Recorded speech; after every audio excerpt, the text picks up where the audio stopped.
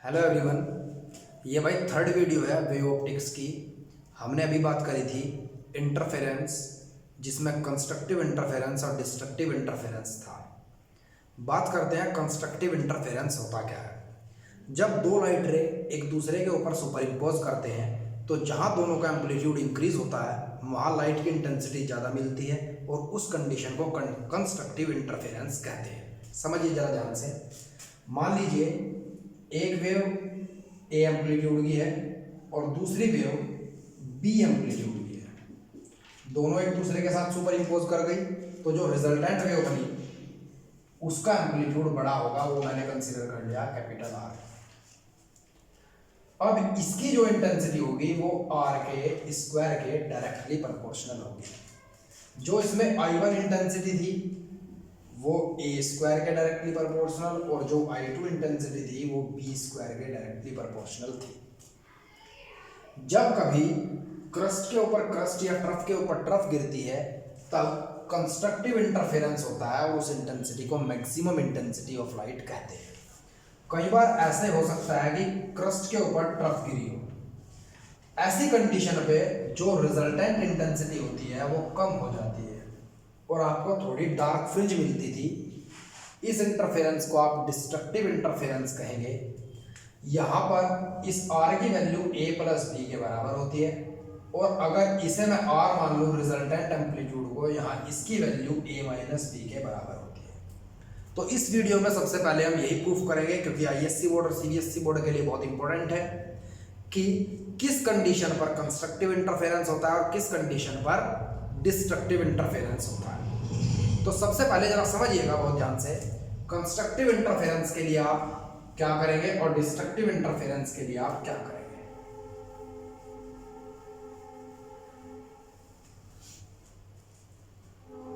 मैंने कंसीडर किया एक लाइट वेव जिसकी डिस्प्लेसमेंट y1 है और उसका एम्पलीट्यूड a है, तो उसे मैंने एक इक्वेशन से रिप्रेजेंट किया a sin ओमेगा t।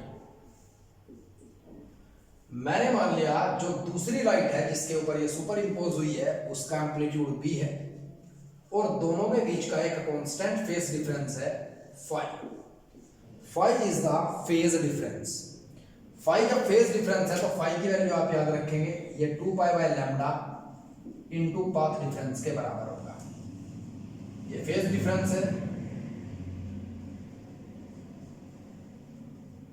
ये पाथ डिफरेंस है। और मैं अभी आपको डेरिवेशन से पहले एक बात बताता हूं, 2014 बैक के पेपर में सीबीएसई बोर्ड ने क्वेश्चन दिया था, अगर पाथ डिफरेंस कभी वेवलेंथ के बराबर होता है तब फेज डिफरेंस कितना होता है। तो आप यहाँ लैम्डा लिखेंगे और लैम्डा से लैम्डा कैंसिल हो जाएगा और आपके पास जो फेज डिफरेंस होगा वो 2 पाई के बराबर होगा। क्वेश्चन ये भी आ सकता है, अगर दो वेव के बीच 2 पाई का फेज डिफरेंस है तब आप रिप्रेजेंट करके दिखाइएगा कि दोनों का वेव का जो फेज डिफरेंस है वो किस तरीके से है। जब 2 पाई का फेज डिफरेंस होगा, 2 पाई फेज डिफरेंस में क्या कंडीशन होगी, ये होता है पाई की, अगर दोनों की प्रोपगेशन सेम डायरेक्शन में है और अगर अपोजिट डायरेक्शन में प्रोपगेशन है तो ये 2 पाई का फेज डिफरेंस कहलाता है। खैर, come to the point my dear. अब मैं सुपरपोजिशन प्रिंसिपल लगाऊंगा। जब लाइट एक दूसरे के ऊपर गिरती है तब इंटरफेरेंस होता है, तो इंटरफेरेंस हुआ। अब इक्वेशन रख लीजिएगा जरा, ये इंटरफेरेंस कंडीशन है, दोनों सुपर इम्पोज करेंगी।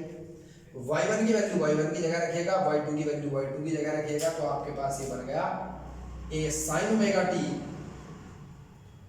Plus b sin omega t plus phi. अब आप इसे लिख सकते हैं a sin omega t plus b, formula लगाइएगा sin a cos b cos a sin b, sin a cos b plus cos a sin b। आपको ये पता ही है sin a प्लस b का फॉर्मूला होता है sin a cos b cos a sin b plus. अब आप b की मल्टीप्लाई अंदर कर दीजिएगा तो आपके पास ये कंडीशन बनेगी plus b sin omega t cos phi plus b cos omega t sin phi. अब मैं क्या करूंगा जरा ध्यान दीजिएगा, इस इक्वेशन में से मैं साइन ओमेगा टी कॉमन लूंगा, तो y इज इक्वल टू किसके बराबर होगा, a plus cos phi sine omega T, plus इसे मैं इस तरीके से लिखूंगा b sine phi cos omega T. Is that clear all of you? अब जरा समझिएगा, कई बार बच्चा इस पूरे डेरिवेशन को रट भी लेता है और उससे सीखा क्या, उसे कुछ पता नहीं होता कि उसने ऐसा डेरिवेशन किया क्यों। मैं बताता हूं आपको, जरा समझिएगा। मैंने मान लिया एक वेव का एम्पलीट्यूड रिप्रेजेंट करता है इस एरो से, मैं इस एरो से वेव के एक एम्पलीट्यूड को, एक वेव के एम्पलीट्यूड को रिप्रेजेंट करूंगा, मैंने मान लिया ए, और दूसरी वेव का जो एम्पलीट्यूड है मैंने रिप्रेजेंट किया वो बी से, और दोनों के बीच का एंगल ले लिया मैंने फाई। अब अगर दोनों का मैं रिजल्टेंट निकालूं तो according to the triangle law of vector addition तो किसके बराबर आएगा, r is equals to A square plus B square plus 2ab cos phi. अब r अगर मैक्सिमम होता है तो इंटेंसिटी मैक्सिमम होगी, तब आपको कंस्ट्रक्टिव इंटरफेरेंस मिलेगा। बात करते हैं r मैक्सिमम कब होगा। ए स्क्वायर और बी स्क्वायर तो कांस्टेंट वैल्यू आएंगी क्योंकि ए और बी कांस्टेंट है। वेरिएबल हो सकता है cos फाई, तो मतलब r की मैक्सिमम वैल्यू आपको तब मिलेगी जब cos फाई की मैक्सिमम वैल्यू होगी, और cos फाई फाई के इनवर्सली प्रोपोर्शनल होता है, मतलब फाई की मिनिमम वैल्यू होगी। फाई की मिनिमम वैल्यू कहां पर होती है, जरा ध्यान दीजिएगा। अगर आपके पास ये प्लस एक्स एक्सिस है और ये माइनस एक्स एक्सिस है, ये ओरिजिन है, तो cos की वैल्यू 0 पर मैक्सिमम, फिर 2 पाई पर मैक्सिमम, फिर 4 पाई पर मैक्सिमम। ये आप याद रखेंगे कि 0 पर, 2 पाई पर, 4 पाई पर, 6 पाई पर जो वैल्यू आती है वो फाई की मिनिमम और cos फाई की मैक्सिमम आती है। जब cos फाई मैक्सिमम होगा तब रिजल्टेंट एम्पलीट्यूड मैक्सिमम होगा, और ऐसी कंडीशन में आपको कंस्ट्रक्टिव इंटरफेरेंस मिलेगा। और यंग्स डबल स्लिट एक्सपेरिमेंट में ऐसी कंडीशन में आपको ब्राइट फ्रिंज मिलेगी। तो ये तो था आपको कंपटीशन लेवल में याद रखने का तरीका। अब एकेडमिक में डेरिवेशन कराऊंगा मैं अकॉर्डिंग टू योर सिलेबस।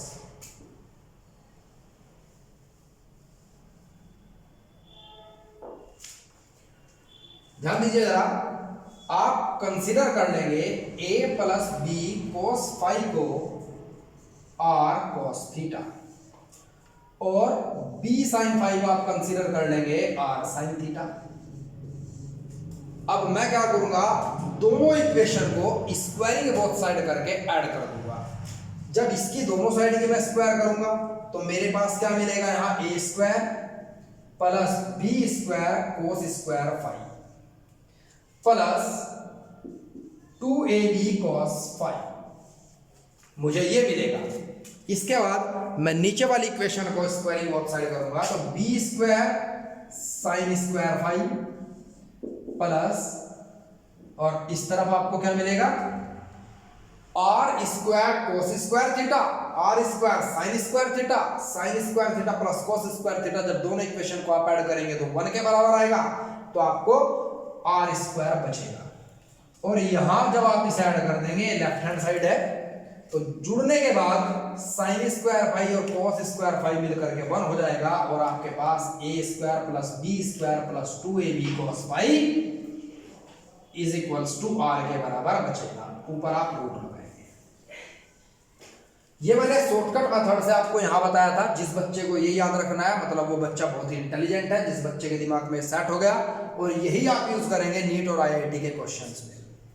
इसके बाद आपके पास ये वैल्यू आई कि अब r की वैल्यू तय करेगी कि कंस्ट्रक्टिव इंटरफेरेंस है या डिस्ट्रक्टिव इंटरफेरेंस है। कंस्ट्रक्टिव इंटरफेरेंस में मैंने आपको बताया ये बातें।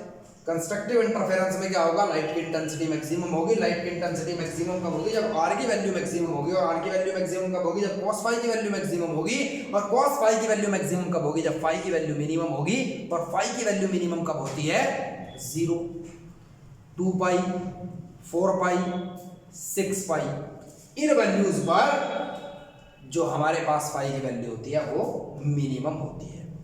जब आप ये वैल्यू रखेंगे, आपसे कोई पूछता है कि मैक्सिमम वैल्यू r की कब होगी, तो आप क्या कहेंगे, जब फाई की वैल्यू मिनिमम होगी। इसके बाद आपसे पूछता है कि r की वैल्यू मिनिमम कब होगी, जब फाई की वैल्यू मैक्सिमम होगी तो cos फाई मिनिमम हो जाएगा। फाई की वैल्यू मैक्सिमम मतलब फाई 180 डिग्री। अगर फाई 180 डिग्री आता है मतलब एक लाइट की इंटेंसिटी इस तरफ है और दूसरी इंटेंसिटी इस तरफ है, जब दोनों लाइट अपोजिट डायरेक्शन में चलेंगी तो एम्पलीट्यूड कम हो जाएगा रिजल्टेंट इंटेंसिटी का। रिजल्टेंट इंटेंसिटी का जब एम्पलीट्यूड कम होगा तब डार्क फ्रिंज मिलेगी। ये आपने नोट कर लिया होगा, इसे बाद में समझाऊंगा। सबसे पहले मैं क्वेश्चन करने का तरीका बताऊंगा ताकि आपका इंटरेस्ट डेवलप हो कि आपने इतना इसे पढ़ा, इसे क्यों पढ़ा। जरा समझिए ध्यान से। अगर एक एम्पलीट्यूड इस तरफ है एक लाइट का और दूसरा किसी फाई एंगल पर है तो तय करेगा कि फाई कितना है, फाई तय करेगा कि आर की वैल्यू क्या आई। मैक्सिमम के लिए ये बी वेक्टर की वैल्यू ए वेक्टर की डायरेक्शन में होनी चाहिए, मतलब क्रस्ट पर क्रस्ट गिरेगी और ट्रफ पर ट्रफ, तब इंटेंसिटी मैक्सिमम होगी। अगर ये यहां पर आ जाता है तो ए वेक्टर और बी वेक्टर दोनों पैरेलल हो जाते हैं और फाई की वैल्यू 0 डिग्री आ जाती है। ये है कंस्ट्रक्टिव इंटरफेरेंस की कंडीशन। डिस्ट्रक्टिव इंटरफेरेंस में क्या होगा, अगर ए इस तरफ है तो बी इस तरफ होगा, और जब बी इस तरफ होगा ये एंगल 180 डिग्री बन जाएगा। cos 180 की वैल्यू -1 होती है, और ऐसी कंडीशन में जब यहाँ -1 आएगा तो ये फॉर्मूला जो रिजल्टेंट एम्पलीट्यूड बनेगा ये आपके पास -2ab बनेगा, और इसे क्या लिखेंगे आप, a माइनस बी का होल स्क्वायर, और ऊपर रूट है, रूट से स्क्वायर कटेगा और a माइनस बी। तो जो रिजल्टेंट एम्पलीट्यूड आता है, रिजल्टेंट एम्पलीट्यूड जो डिस्ट्रक्टिव इंटरफेरेंस में आता है वो ज्यादा एम्पलीट्यूड माइनस कम के बराबर आता है, और जो कंस्ट्रक्टिव इंटरफेरेंस में आता है जब फाई की वैल्यू 0 होगी तो cos फाई 1 होगा, और a square plus B square plus 2ab, a plus b का होल स्क्वायर होगा, स्क्वायर से रूट कट करके r की वैल्यू a प्लस बी आएगी। Is that clear? ये रिजल्टेंट एम्पलीट्यूड आया है, इसके स्क्वायर के डायरेक्टली प्रोपोर्शनल क्या होती है जी, इंटेंसिटी। मतलब आप इसे ऐसे लिख सकते हैं, अब जो मैक्सिमम इंटेंसिटी होगी वो इसकी मैक्सिमम वैल्यू पर डिपेंड करेगी। तो फाई की वैल्यू किसके बराबर होगी, 2n पाई। जहां n की वैल्यू आप रखेंगे, सबसे पहले आप n की वैल्यू लिखिएगा 0, 1, 2 एंड सो ऑन। मान लो मैंने 0 रखी है तो आपके पास क्या है, फाई 0। फाई 0 होते ही cos फाई की वैल्यू मैक्सिमम हो जाती है, और a प्लस बी का होल स्क्वायर r के बराबर आएगा, r स्क्वायर के। अब फाई की वैल्यू किसके बराबर होती है, 2 pi by lambda into x, और यहां से दोनों वैल्यूज को आप बराबर रखेंगे, पाई से पाई कैंसिल, 2 से 2 कैंसिल, और x की वैल्यू n लैम्डा है। अब अगर आप अभी नोटबुक और पेन लिए बैठे हैं तो दो चीज लिखिएगा जरा ध्यान से। अगर दो वेव के बीच, अगर दो वेव के एम्पलीट्यूड के बीच 2n पाई आपको कभी एमसीक्यू क्वेश्चन में मिलता है तो कंस्ट्रक्टिव इंटरफेरेंस की कंडीशन कहेंगे, या पाथ डिफरेंस n लैम्डा मिलता है तब भी आप कंस्ट्रक्टिव इंटरफेरेंस कहेंगे, या r की वैल्यू a प्लस b मिलती है तब भी आप कंस्ट्रक्टिव इंटरफेरेंस कहेंगे। तो मैंने आपको कंस्ट्रक्टिव इंटरफेरेंस की 3 कंडीशन बताई है, 1, 2, 3। अब बात करते हैं डिस्ट्रक्टिव इंटरफेरेंस। डिस्ट्रक्टिव इंटरफेरेंस में फाई की वैल्यू जो होगी वो मैक्सिमम होगी, और फाई की वैल्यू मैक्सिमम तो ये आपके पास मिनिमम वैल्यू आएगी। अब जरा ध्यान दीजिएगा, जो मिनिमम वैल्यू बनेगी कोस की वो कब बनती है, 2n माइनस 1 पाई पर।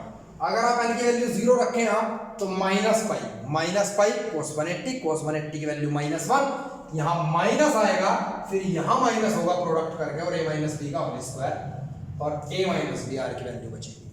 अगर आपके पास फेज डिफरेंस की वैल्यू 2n माइनस 1 पाई है तो डिस्ट्रक्टिव इंटरफेरेंस, या r equal to a minus b है तो डिस्ट्रक्टिव इंटरफेरेंस, या फिर मैं क्या करूंगा अभी, मुझे पता है फाई की वैल्यू होती है 2 pi by lambda into x, दोनों इक्वेशंस को बराबर रखूंगा तो 2 pi by lambda into x is equals to 2n minus 1 pi, और यहां से मैं वैल्यू कैलकुलेट करूंगा x की, तो x इज इक्वल टू होगा 2n, पाई से पाई कैंसिल, लैम्डा बाय 2। अगर इन तीन कंडीशन में से एक भी कंडीशन आपको दिखाई देती है, x की मतलब path difference is equal to 2n - 1 lambda by 2, phi is equal to 2n - 1 pi, या r is equal to a - b, तो समझिएगा डिस्ट्रक्टिव इंटरफेरेंस होगा।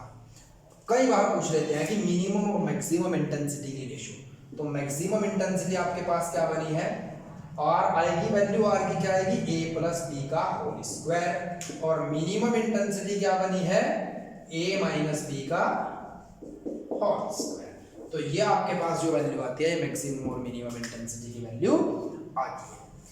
माय डियर, आज के लिए इतना ही बहुत।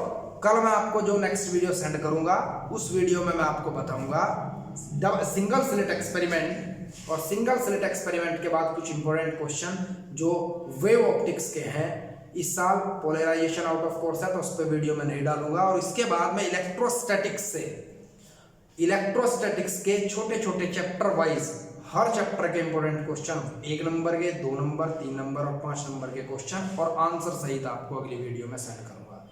Thank you and have a nice day.